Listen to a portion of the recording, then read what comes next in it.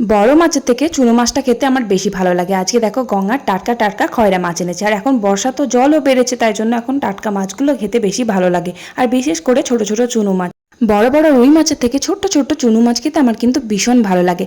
তো চলো আজকে মাছগুলো বেশ মনের মতন করে রান্না করা যাক। তো রান্নাঘরে মাছগুলো কেটে ধুয়ে নিয়ে চলে এলাম।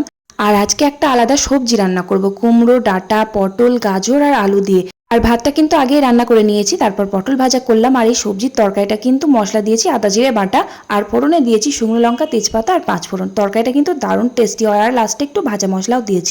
ভাজা মশলা বলতে কি বলতো, শুধু জিরে একটু ভালো করে কাঠখোলায় ভেজে নিয়ে গুঁড়ো করে রেখে দিয়েছিলাম, সেটাই আর কি ভাজা মশলা। আর ওই ছোট ছোট মাছগুলো আর রুই মাছটা একসাথে আলু, কচু আর বেগুন দিয়ে বেশ ঝাল করে রান্না করলাম। আমার তো এই ছোট মাছের ঝোল দিয়েই ভাত খাওয়া হয়ে যাবে। আর কচু খেতে আমি ভীষণ ভালোবাসি। তারপর রান্না শেষ করে কড়াইটা মেজে ধুয়ে উপরে এসে গুবলু সোনাকে খাইয়ে দিয়ে কয়েকটা বাসন ছিল মেজে ধুয়ে চান করে খেতে বসলাম। ভিডিওটা ভালো লাগলে অবশ্যই লাইক করে চ্যানেলটা সাবস্ক্রাইব করো। টাটা।